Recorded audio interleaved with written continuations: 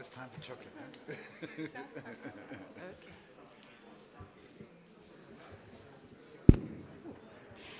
Okay. Good afternoon, everyone.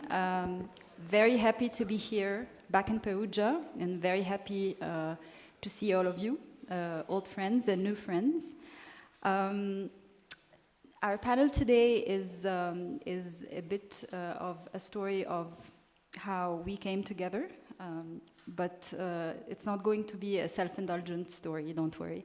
It's going to be more of a story of how our coming together was very informative to what it means to work together and to collaborate cross-institutionally, across states, across frontiers, across conflicts, how to find alignments and affinities and to basically use them to improve the work we're doing. My name is Lina Attalah. I'm the editor of Mada Masr, a Cairo-based news website. Those of you who are working with Egypt, on Egypt, following Egypt very closely, know that it hasn't been particularly a very kind landscape to not just independent journalists, but anyone who's trying to engage with the public questions. When we started doing Mada Masr some 10 years ago, it was because there wasn't many other media out there doing the kind of work that we wanted to do. So there we go. We started not knowing where we would go, and then by some sort of miracle, and we can talk about that later, we continue to be here. But halfway through our journey in 2016, it really felt like a desert. I mean, I know Egypt is a desert for the large part, but also it felt like a desert in terms of the practice, in terms of what we're doing, in the sense that we did not feel that we have interlocutors, we did not feel like we have professional partners with whom we can talk about how we can, develop what we're doing, how we can, collaborate and so on. And this is where we started to look a bit outside of our national boundaries to realize that there are actually other media out there in the region also doing that kind of work that we're interested in. What is it? Do professional reporting, but also revamp the meaning of journalism as we go by also opening it to other practices in the social sciences, basically trying to engage with our societies, our authorities in intelligent ways, using the classical journalism avenues, but also trying to introduce to journalism things that we've learned from the arts, from academia, from research, and so on. So in that year, I met Karam Nachar, who's to my left here, who's the publisher of Al-Jumhuriya, a leading Syrian media that has just celebrated its 10 years anniversary. By the way, when it's a 10 years anniversary to any of us, it feels like it's a major success. I know that we should be looking at centennials and so on, but every decade feels like a major milestone, so congratulations, happy birthday, and so on. I met Karam in that year of 2016 on the sidelines of a conference in Beirut, and I realized that there are a lot of alignments between us, so this is where he and others were invited to Cairo for an initial meeting which saw the seeds of our network, which is basically what we're going to be talking about today, Febrayer. We chose the word Febrayer in Arabic is February, and we chose the word February because some of us like the fact that February doesn't always end on the same note. So in that spirit, we started coming together, working together, and getting to where we are at right now, which I always consider a very interesting experiment in network building and in collaboration that is worth thinking about, reflecting, and developing, and so on. So I'm going to introduce the rest of my fantastic panel as we go, but I wanted to start with Karam, who I just introduced, and have him talk a bit about what he found in Febrayer in terms of a network that is not that is not constructed from the top, from one singular idea, but that is basically constructed collectively by the individual organizations. What does it what makes sense to you in it? What makes you in it as an organization? All right. Good afternoon, and thank you all for coming. I was feeling a bit anxious about this. This is the first time I do public speaking after 2.5 years of COVID, but it feels particularly evocative. I grew up in Aleppo. I went to a Catholic school with a lot of iconography, like the iconography I see now.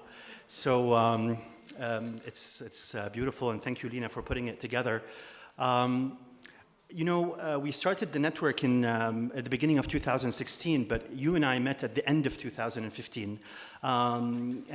Even though most people associate Syria with 2011, 2012, actually 2015, right around the time when we met, was the moment when we were coming to terms as Al-Jumhuriya and as Syrians that we were going to be an independent media platform in exile. The Russian intervention in Syria took place in September 2015. The end of 2014, 2015 were also the years that in Syria we call the years of the Great Syrian Exodus, when millions of Syrians were not anymore being internally displaced, but actually not even staying in Turkey or Lebanon or Jordan, but also making their way or trying to make their way to Europe. And so I think with Febrayer, it was the fact that there was this real organic need to reach out to people that we felt were partners, not just professionally and not just even politically, but there was this very intrinsic need for survival, and for us to feel that if we're going to be able to make it in exile as an independent platform, there's no way we're going to be able to do that by just focusing on ourselves as a platform or even just on ourselves as Syrians. We needed to reach out. That's the first thing that comes to mind when I feel it was a bottom-up, not a top-down sort of realization that we need to reach out, we need to talk to other people, we need to learn from other people about the tricks and strategies and tactics of survival. And now it's quite interesting that we feel now we're being called on to talk about that with in the Ukrainian context. What does it mean to be an exilic media platform? So that's one. The second, I think, was, people in the context of networks talk about, the multitude, a lot of people coming together. In our context, it was more like the Virginia Woolf's having a room of one's own, because it wasn't, this idea is not like, the idea of a network did not just start from the big conference, it started from the side room that we went to and that we talked about where do we actually really align. It was about the possibility of creating a multitude out of a lot of specificities and smaller conversations where I felt I wasn't just being invited to be in a network with 20 people, I was also getting to establish a very sort of intimate understanding of how Mada is working and how other media platforms are working. And so this sort of duality of the intimate in sort of like in the personal and the one-on-one, alongside with this notion that we need to do something that is bigger. And the third thing I would say is the fact that, when you come from a sort of almost a cataclysmic sort of context like Syria or a very oppressive context like Egypt, there's always this notion that we're not just journalists, we're not just professionals, this is something that is our calling, like we're experiencing this with our own bodies and not just as in our careers. And so that means that we're extremely attached to the mission sense of the journalism. And so this alignment in terms of the values, in terms of like the way we understood journalism, that it was more than just a profession, more than just a business model. It was basically standing up, bearing witness, and trying to, contribute, not politically, but still quite politically, and it's to a sort of a bigger sort of story. We were perfectly aligned about that, and alignment in this sense is so constitutive and definitive for the success of the network to thrive. And yet at the same time, this attachment to the mission aspect of things was not some sort of a conclusive, already scripted, already finalized script. It was an open-ended sort of white page, you know. We aligned about the values, but we did not know exactly what we wanted to go about realizing these values, and sort of this sense of open-endedness. And I have to credit you with this, you know. I know you have a sort of a notion about, it's not about authorial control, it's not about your intent in taking the initiative and talking to me about, let's do the network, but there is credit to be given in the sense that we're just starting this project, and then let's see, do we need to talk about business models in 2017? Let's talk about them. If we feel that 2018, what really makes sense is for us to come together and work collaboratively on a joint editorial project, then let's do that. If it's cumulative, it's open-ended, it's dialogical, and it's not like always trying to rehash the same script. It's agile in this sense. And this is what led us to each of the different projects that we did. There was always a sense of politics, there was always a dedication to the editorial aspect of things, but there was also the sense of practical, let's talk business, let's talk social media, let's talk about like audiovisual work. And this is, I think, how we managed to also not remain a small clique of people who clicked together in 2015, how it sort of cumulatively and organically grew, and we started having more and more people join the network. So that's my 2 cents on that. Thank you, Karam. I think some of us would be interested to know more about specifically what are the projects that we've been working on together, because as you said, it has been much more of a process-based endeavor and less of a project-centric endeavor. So, you know, learning together of what is it that we need, and then projects would emerge out of that. And one of the things that happened in one of our meetings, we kept meeting every year in an Arab city, and then towards our 2nd or 3rd meeting in Beirut, we were like, okay, so what do we want? The collective answer was, we want a school. We need journalists to work with us. We cannot find them because they are not well trained. So let's make a school of journalism. And this is how the idea of the Counter Academy for Arab Journalism emerged. It's directed by my colleague here, Hala Droubi, who conceived with us the project from day one and who's now running it. We are in the 2nd cohort of students. I want to stop here and go to Hala and ask her, what's counter about this academy? What are we trying to counter, maybe? Yes, Lina, sure. So my name is Hala. I'm a journalist, and I was at some point a teacher. I taught in a school, so I love schools. Before I answer your question, Lina, I want to talk a bit about the Counter Academy, just to explain what it is. It is a journalism school. It's a 1-year program. So every year we accept 35 students, and we are teaching it it's a hybrid program. So it starts with a camp, an in-person camp, and then we move to an online period, and then it ends with an internship period, a placement in our organization. So, yeah, is it my voice or is it the microphone? Both, okay. All right, okay. So this is the program, and it builds a community around it. To answer your question, before I answer about what is about the Counter Academy, I want to go back to what you said about us coming together and asking and realizing a need. This is where, this is how the idea of Counter started.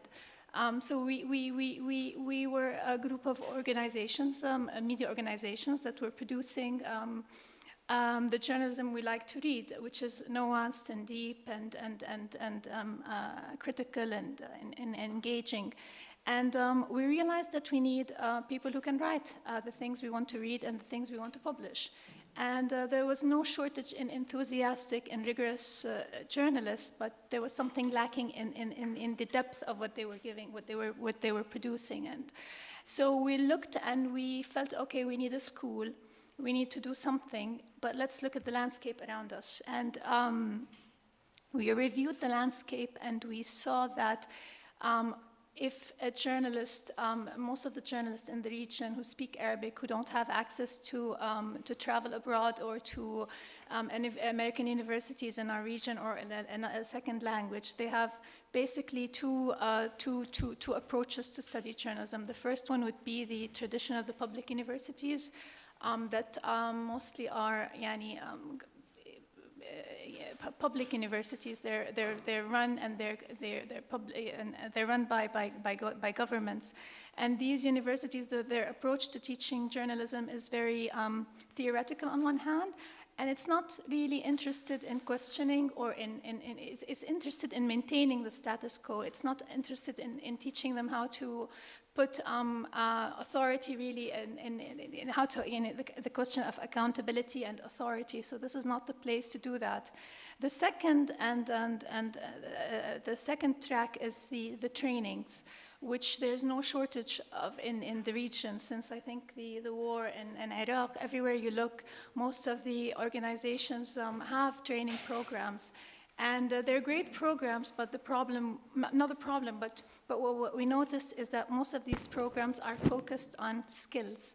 And there's this notion that if you can improve these skills, the skills of writing a better lead, or of taking a better picture, or editing something a bit better, you would become a better journalist. Or even when it comes to beats, like if you're covering war in a region, or if you're covering gender, it's not on how to ask the questions differently or how to position yourself differently. It's always about the techniques and the skills. And this is where we felt, okay, this is what we're trying to counter. This is where we started. But from there on, everything we did was we kept countering different things. So the premise of our program is we need to stop treating journalism as this separate island that has a set of skills, and that if you stay there and improve these skills, you will become a better journalist. Instead, we're trying to open this island to other disciplines, not just to know about them or to report on them, but rather to inform our journalism. What I mean is we want our students to study anthropology, to study social sciences, to study history, to study political theory, not just to become not just to understand the context better or to be better informed, which is very important, but also to ask, how can intersectionality or positionality in feminism make me a better journalist? How can the established methodologies in anthropology make my questions as a journalist better? So this is the premise. This is what we're countering in the Counter Academy, and this is what we keep doing through the program. Yeah. So that's it for me. Thank you, Hala. Of course, for something like the Counter Academy or the entire network to work together and to be able to mount projects after the period of conversations and thinking together and all of that, there has to be support. There has to be buy-in from someone. We can be as intelligent and bright as you want, but without the resources, we can't really go anywhere. We all know this. And this is where I want to turn to Michael Irving, the regional director at MENA at the International Media Support, which has been a great partner to all of us individually, but also to this network. But I want to go to Michael for a more contextual question about networks in the landscape of Arab media. We know that networks in general can or have perhaps been funding magnets at different points in time. We know that generally networks and collaborative platforms are very much source of attraction for interest and funding and so on. And we want to know your knowledge, your intelligence about where networks, what networks worked for you, what networks were interesting for you to work with, to support, and why. Yes, thank you, Lina. Of course, you can argue networks are pretty sexy. We have a lot of people here wanting to hear about networks and whatever a network can do and add to the individual with that collective approach. And I think, but for us in IMS, what we usually do at least during the past 10 years after Arab revolutions in the MENA region, we have been focusing very much on the individuals. So we have been, I would say, quite early on with a very open eye to that kind of new development within the media sphere in the region, engaging with Mada, engaging with Al-Jumhuriya, engaging with a number of those newcomers into the scene that was kind of an alternative to the existing state-owned or very strongly business-dominated media in the region. And from there, and from that engagement, because there will never be a collective, there will never be networks unless you have solid kind of institutions or visionary institutions that in and by themselves are being actually supported and have a foundation. So for us, it's very much to ensure that there is the foundation of the individual and having that progressive perspective of how media can develop into something critical, independent, and so forth that you talked about. So I would say, but this does not mean that we are not having an eye. Where can it actually add a value where there's a collective around it? And we have tried at least to seize these opportunities wherever they occur. And you can argue this kind of midwife scenario that we are also having that, you can say, advantage that we work from Morocco to Yemen. So we have quite a wide program, so we have quite a well-founded understanding of what is going on in the individual countries and can see like-minded what do you call it, outlets emerging and so forth, but also inside some of the country programs.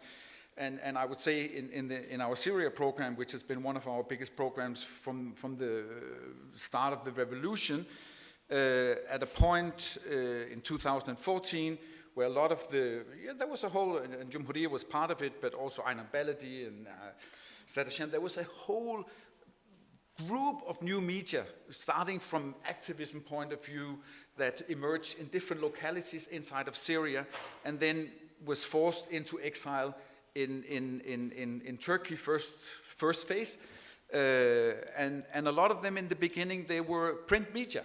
So they were printing their newspapers. They also wanted, despite of their new reality of being in exile, still wanting to link up and distribute their newspapers inside of Syria. So as we were already engaged with 1, 2, 3, 4, 5 different Syrian outlets that had print, and they knew each other and had created some kind of trust among each other, and what was really key for them was to ensure that their print was as cheap as possible, and their distribution was as wide as possible. So we facilitated the existence of a Syrian network for print media that actually had joint print, had joint distribution, and which was not competing, but had very concrete, and tangible results for the outlets.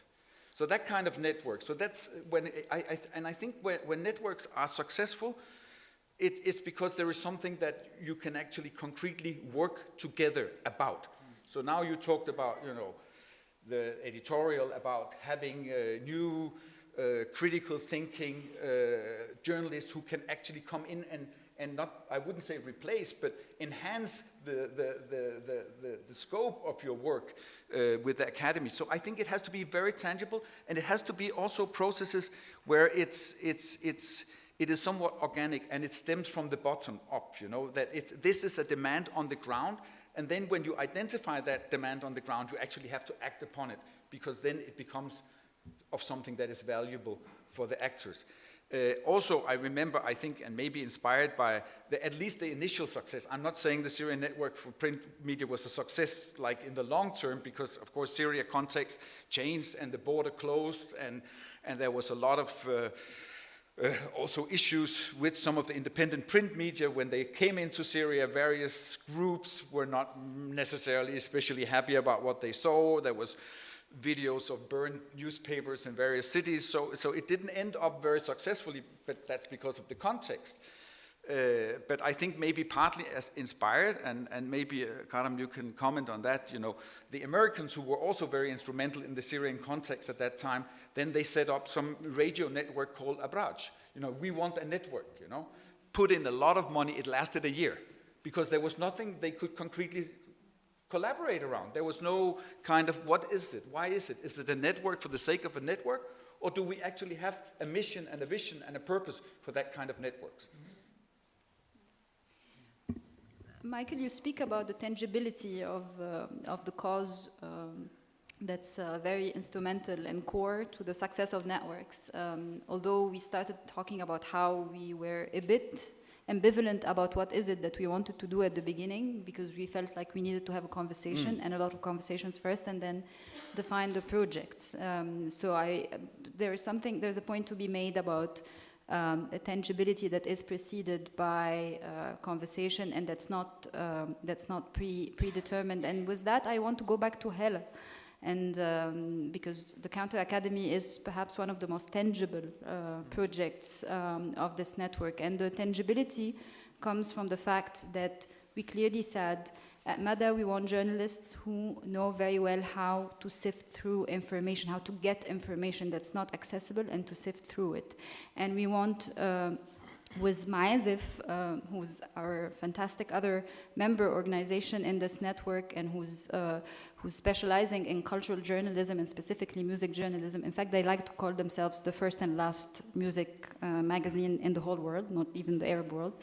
The founder is hiding somewhere at the back of this room. So these guys wanted very strong cultural journalists, journalists who specialize in a field of journalism that is not is not quite a currency in our countries anymore. With Al-Jumhuriya, there is this constant interest to write ethnographies and intelligent essays about what is it to be a Syrian after this war, to reclaim the Syrian voice after decades of control and after the opening that the 2011 moment, with all its pains and all its wounds, has still offered to many Syrians. So there was this very clear desire to have these skills, which are not offered by the liberal arts institutions and are not offered obviously by the public institutions, and also are not offered by the training industry that exists and that's prevalent in the region. So the school came together out of this. Tell us a bit more about how you brought these things together to create something tangible that is acting as a glue for this network, as Michael was saying. Sure. I think this came together. The moment we sat and we realized, and this is the problem that we have, this is the need that we have, and we want to create this program.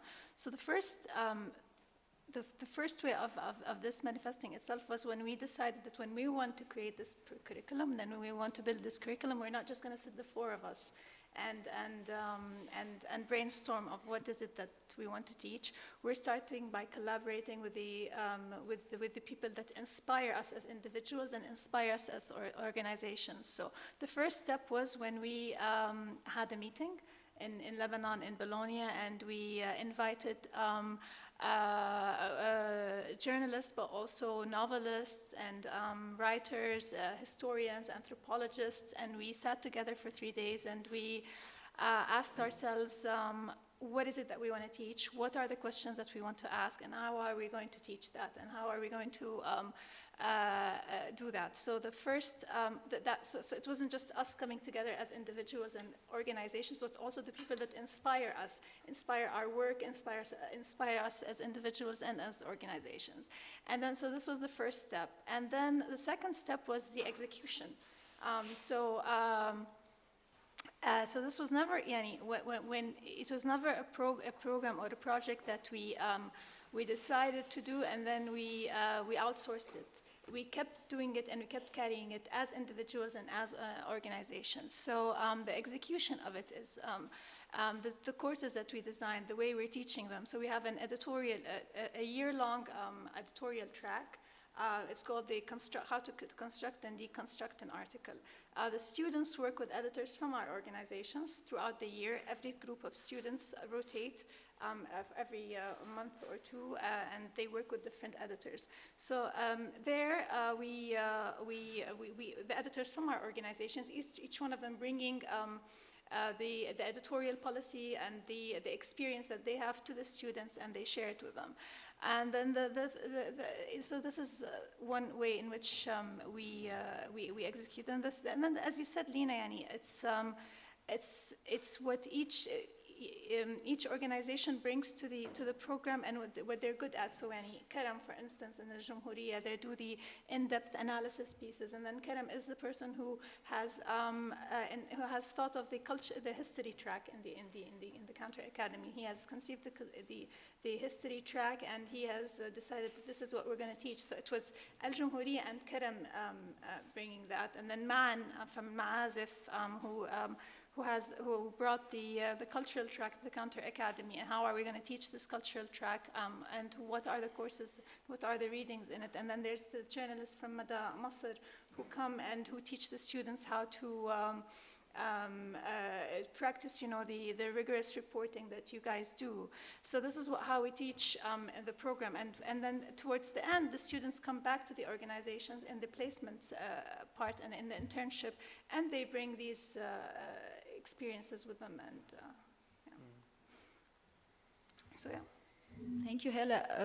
Karam, it might seem, and we talked about this many times, that wanting to do a school is a very altruistic act, that is a very developmental act, very worthy, very honorable.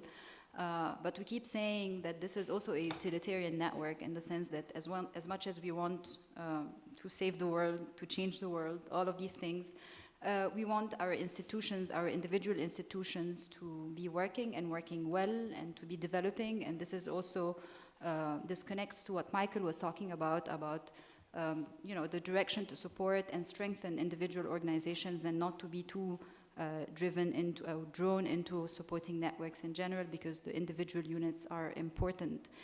Nowadays, for Al-Jumhuriya, how such a network can be radically useful, radically sensical, beyond, for example, the project of the Counter Academy, that is providing you with new talent that can write with you and produce with you and so on. How can this network develop in a radical and meaningful way that points back to the individual work that these organizations are doing?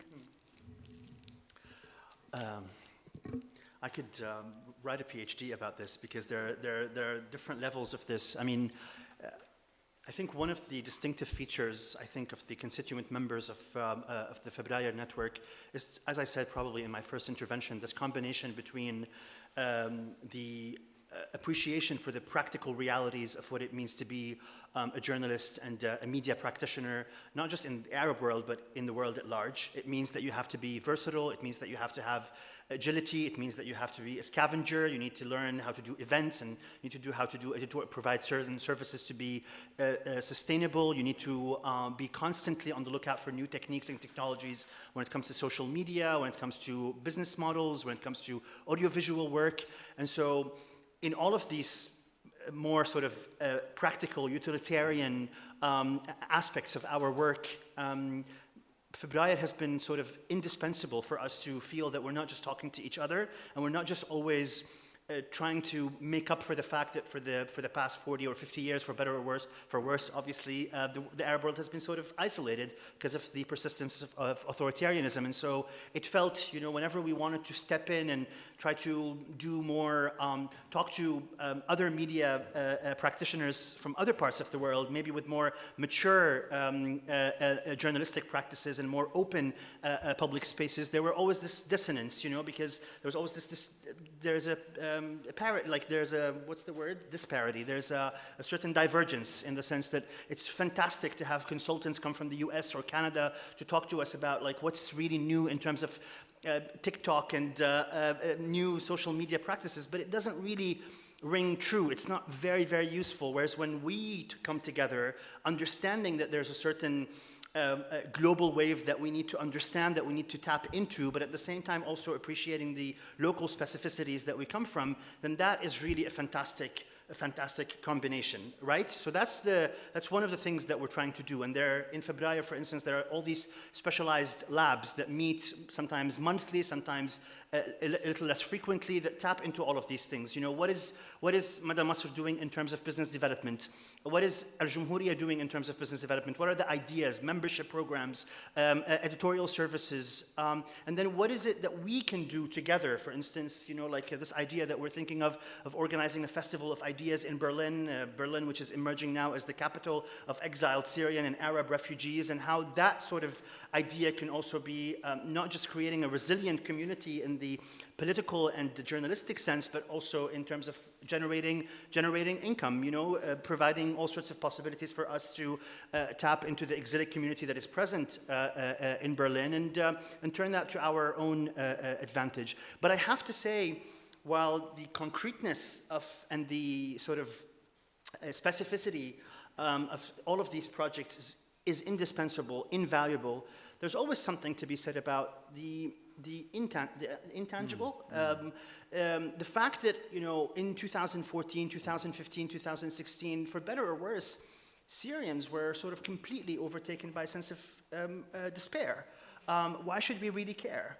The 2011 moment of hope, political and cultural, had sort of passed. And so we better just focus on our own individual survival as refugees or as people living inside Syria. And the fact that Al-Jumhuriya, and I say this with pride, but also it's with realism, the fact that they saw that Al-Jumhuriya was not just alone, that we were sort of, that in Al-Jumhuriya they could also read about what Mada Masr is doing, what Ma'azif are doing, what Megaphone later is doing.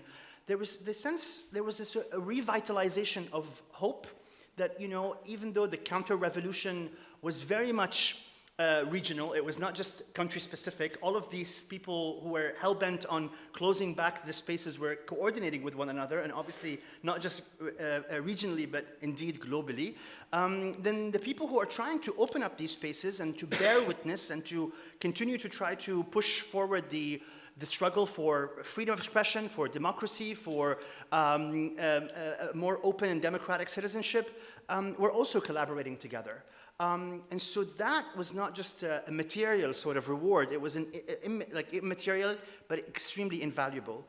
And this is why we always say that in all of these different projects that we're now trying to build together, there's always one tap towards the specific, the material, the concrete, the agile, the businessy, the ones that is in touch with what's happening around the world. And there's always another tap about how journalism in the Arab world is so much more than just about journalism. It's about the resilience of a community and the resilience of certain values, not just the opening up of certain career or professional opportunities. And this is why, for instance, recently we're discussing how the Febrayer can come together to establish a program of residency for journalists who are in the region or who had to leave the region, where like they're not just, you know, working on this next report, but they're sitting somewhere and they have the access to sit and work long form, maybe over 3 months or 6 months on, you know, like writing a book about their experiences, because it's not just about the reporting on the spot, and it's not just about the business opportunities for each organization, it's also about the resilience of the community as a whole. And this is, I think, where Febrayer as a network and as an institution can also prove to be truly invaluable. Yeah. Thank you, Karam, because also one of the things that we always remember in reference to the desert, I spoke about at the beginning, is that there's a tendency for extreme exceptionalization when we're operating in an oppressive context, for example, and this is the case, for example, in Egypt. People think in Egypt that this is the worst thing happening in the entire world, but also being in this political network and listening to each other's struggles is an important perspective to understanding our own political conditions. So also it's an important intellectual and political exercise to be in a network like this, I would say. If I go back to Michael for one final question and then prepare your questions, and let's make this collaborative. So what's in it for you then when it comes to this network? What made you want to gamble and not only continue to support the individual organizations and expand the scope of your support in the region for, you know, every single organization that is doing, important work in the region, and many of them are here, and I don't want to start mentioning because there are a few, but they are all, doing fantastic work. So, what made you also decide to gamble and work with this network beside the support you're already and the strong partnership you're having with individual organizations in the region? Well, I think you also recall it. It was a conversation, again, also with you, Lina, because in many ways you have, of course, been instrumental in this whole setup. And again, as I say, our kind of approach is very much to engage and to listen to those who we engage with. And that whole notion, you also had this picture of the desert, yes. And of course we saw the desert. But again, as I also say, we work in most of the Middle Eastern countries, and we saw that it was not only Mada or Manasseh later on in Egypt, but you also then had the Jumhuriya, you had the Hibban, you had the South, you had the Daras coming up, you had a lot of kind of independent media emerging, and we can be very pessimistic about the post-Arab revolution, but I'm actually not, because you are here, and many people in the audience are part of something completely new in the media sphere in the region that did not exist before. And again, it's for us, I think in the beginning, it was actually also that kind of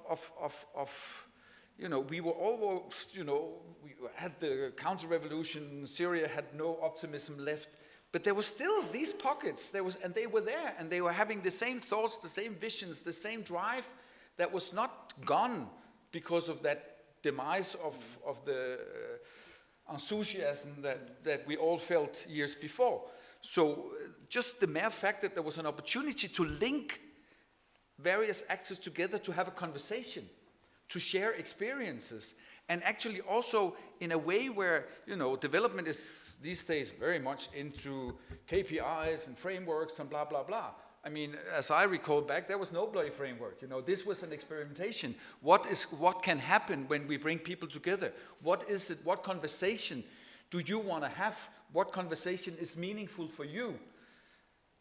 And of course, the beauty of that conversation turned into something tangible. You were mentioning the intangible, but also in the very beginning, it was also the mere fact of solidarity, right, that everyone felt very much alone, but talking to people across borders with the same vision, with the same mission, with the same kind of framework in their minds, of course, empowers you and understands that this can be something that is not going to vanish because of an oppressive regime here. Because we will also support each other insofar Organization X, Y will be closing down. We will find other avenues thanks to the networks. So in that sense, I think the beauty of that was really when the time is right and the actors on the scene exist but may be scattered and can be brought together, it can actually move into something where you say, but this, what is solidarity? What kind of word is that today? But it actually matters. And just the mere conversation fosters actually tangible, concrete collaborations. And again, I would even say one of your challenges today, from my perspective, is that you have been too successful, in the sense that there is a notion around the Febrayer network. That people would like to be, what is the Febrayer? Why am I not Febrayer? How can you embrace broader? How can that be a broader collective in the Arab world that represents the value that you also represent? Right. But I think that is also beautiful because that's also a conversation that is extremely important to have and to see, can this unfold even beyond that? Yeah. So in that sense, I'm actually pretty optimistic that we also in conferences like this, and not only here in Perugia, but everywhere, it's when you have the discussion of Arab media, it's a specific Arab media that did not exist 10 years ago. And I firmly believe it will prevail. And also because the more you are here, the more you have that kind of presence, the more also protection, the more understanding of the need that this cannot be closed down, that this is here to stay. Critical journalism, independent journalism is here to stay. And of course also, and this is the next challenge, and this is also why a lot of the panels here are talking about sustainability, viability, business models, and blah, blah, blah. We talked about it for years. You have also talked about it for years. And we all know it's not easy, and it's not going to happen overnight.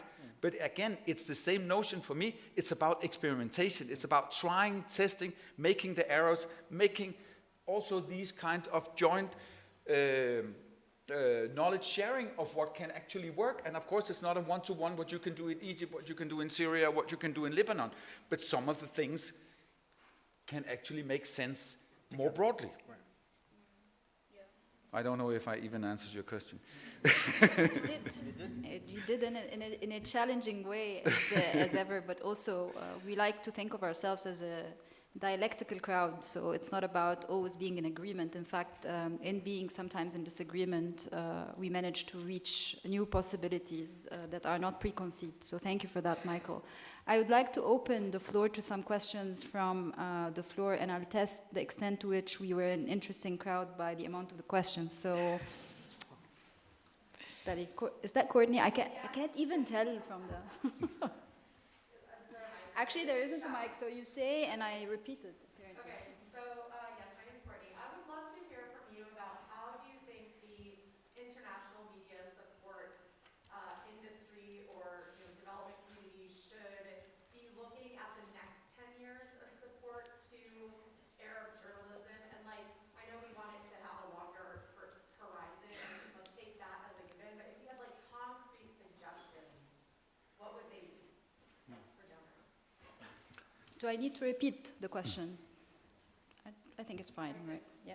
Yeah, very great. Who would like to take that question? Michael?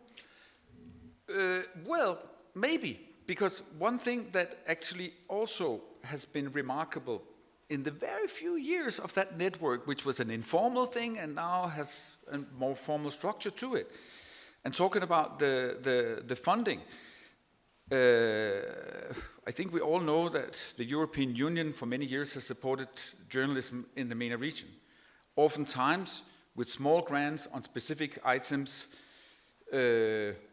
which did not kind of provide any long-term sustainability for independent actors.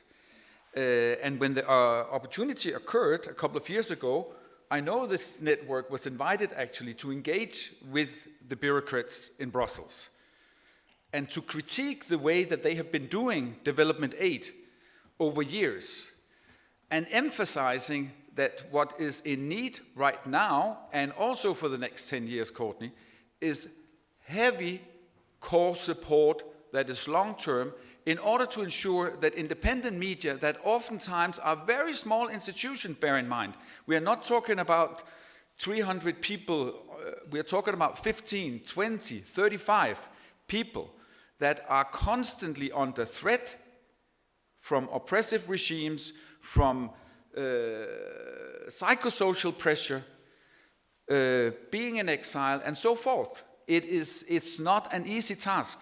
And it's really driven by a mission.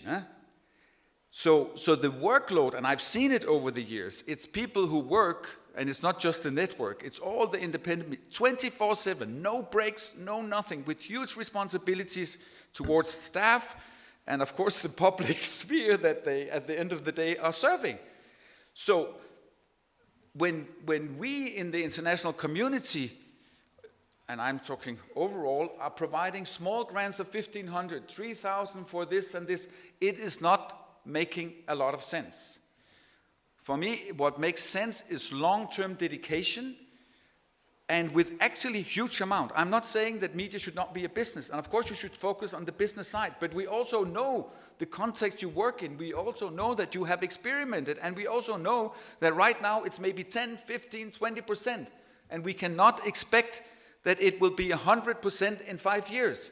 So we have to have our brains set and ready that in order for independent media to survive and thrive and develop, it needs long-term support. But still, of course, with a push for you to generate more and more of your own income, but realistically and long-term. So I think the answer is very simple, actually. It is, and it's, again, it's not to provide these short-term grants, it is to ensure that it's core grants that make the independent media a little bit more calm, so they don't have to think about that. They don't have to think about also reporting to 10 different donors because they need 10 different donors, and they need also that little grant of 25,000, which is of course maybe nonsense in a budget of 500 or 700,000, because everything takes time, and it takes time away from dedication to develop actually the professional task you have ahead of you. And actually for the EU, at least, I think you managed to convince the bureaucrats and the decision makers at least to go in the direction of longer term, not, of course, a dream scenario, but compared to thinking post, it's different. There is a recognition of this. And again, that would never have happened without having a network who could share a narrative that was so convincing and could deconstruct critically what has happened before. I don't know. I think I'm answering you. So it's core support, long term, and no more 3,000 grants. I think one of the things that worked also with these Brussels bureaucrats at Courtney is that we also told them it's a difference between investing in resilient organizations and institutions who can keep doing this work and develop it and basically save the freedom of information or partially save the freedom of information ecosystems and environments in these countries, as opposed to programmatic funding that goes into very specific issues that serve the funding organizations first and foremost. So things like disinformation, terrorism, migration, things that basically that are more serving to an outsider, but at the same time that don't amount to the development of the organizations that could keep doing this work in a more sustainable way. So actually core funding is more sustainable in a way to the funding organizations in some ways. So, but did you want to say something else, Karam? Media is media. It's not just civil society. And so the funding needs to be based on the respect and understanding and trust and parity that in my newsroom, I cannot just be told, well, hey, here's $20,000 to do climate change, because you probably don't know about climate change, and so we want you to do climate change. Well, we're very conscious of climate change, but if my readers feel that while Ukraine is happening and everybody is asking questions about Ukraine, my funding means that during this particular news cycle, because of the way funding works, I can't talk so much about Ukraine, I have to talk about climate change now, even though I'm already doing that, but people will be like, oh, you're being NGOized because you spend and you work and you cover as your donor dictates, not because you have this core support that is enabling you to do everything, to cover Ukraine and to talk about Syrian refugees and talk about the LGBT communities of Syrians in Berlin and at the same time cover Ukraine. And so it means you need to understand media is media.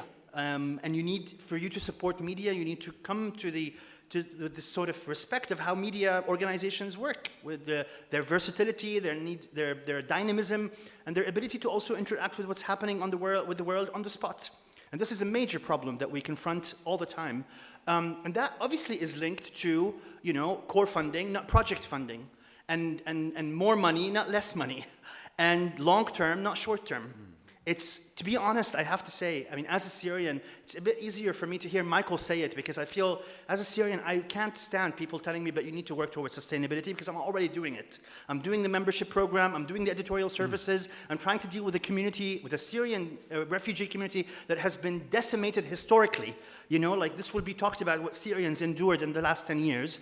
So it's a bit, for my dignity as a Syrian, I'd rather have an ally talk about the need for more money and the need for long term, but sometimes it feels a bit scandalous in terms of how, for $15,000 a project, it's not core, it has to be linked to specific articles, and you have to monetize what the copy editor is doing and what the art director is doing to a certain sense where it doesn't only not make sense from an editorial perspective, it's also extremely reactionary from a labor right perspective, because I can't monetize every single hour of my copy editors and tell them, well, this has to be linked to this specific. I need to support them as individuals. I need to make sure that they have salaries through which they can survive, and for them to be able to take a leave when they have maternity issues, or to be able to cover them socially, because it's also about the resilience of the journalists, not just the resilience of journalism, because these are actual human beings.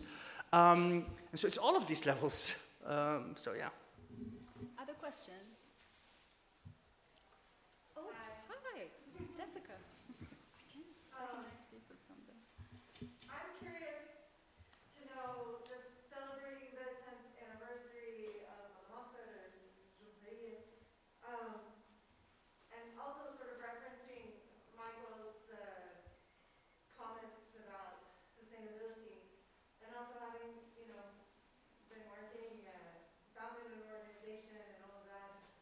How are you thinking about, and I don't expect that you've done anything towards this, but how are you thinking about sort of embedding or training in the academy or however people like yourselves to carry this on?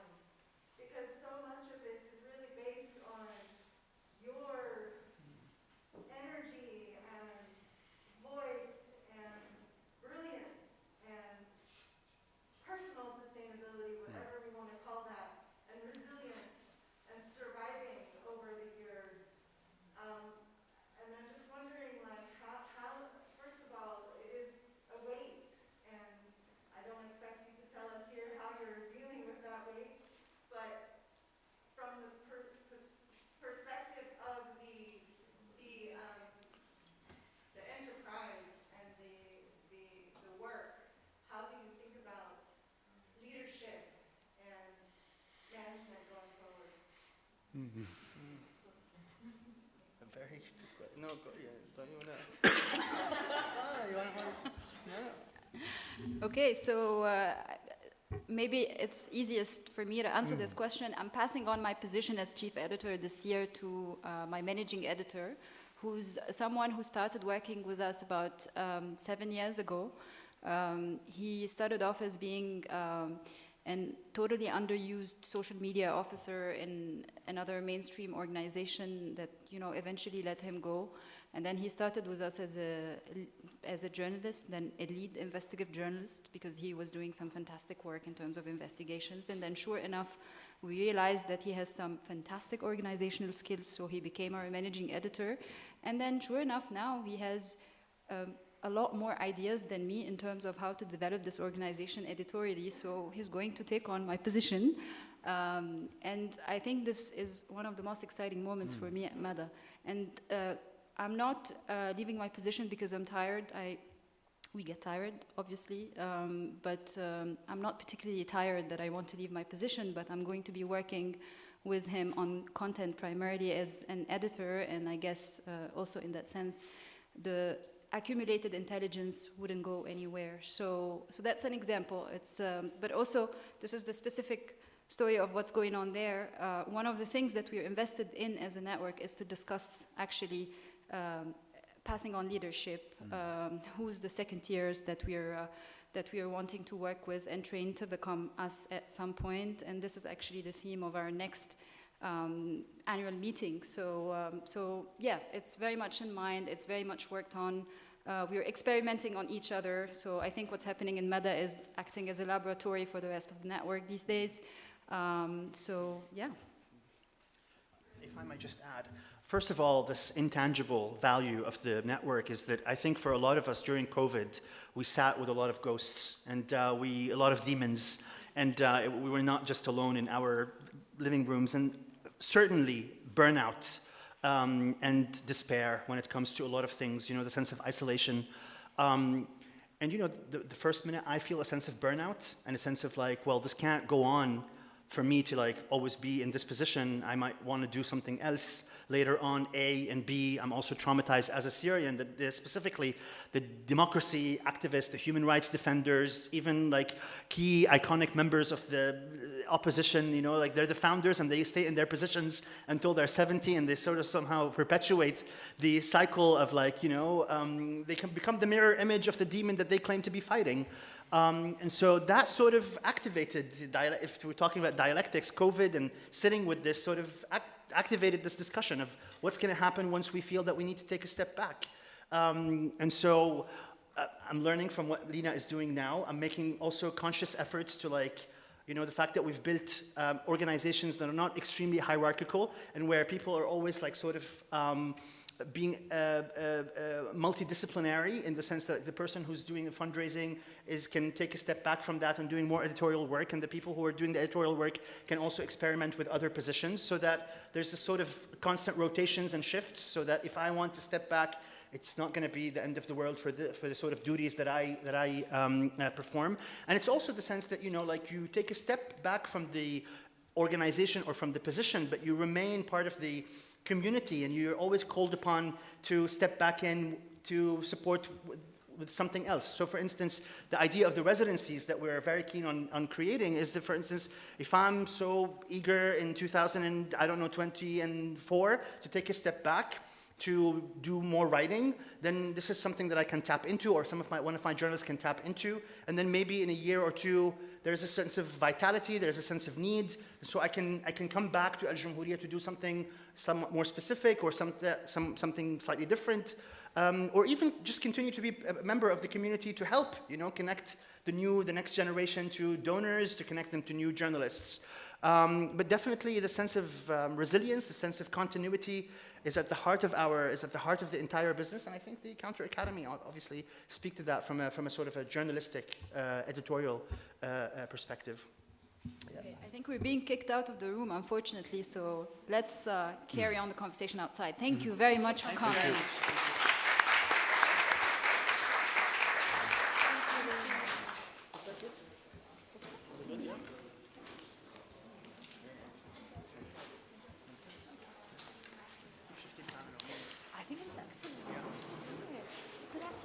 أنا يعني طلع منه شغلات أنا ما كنت أتوقع.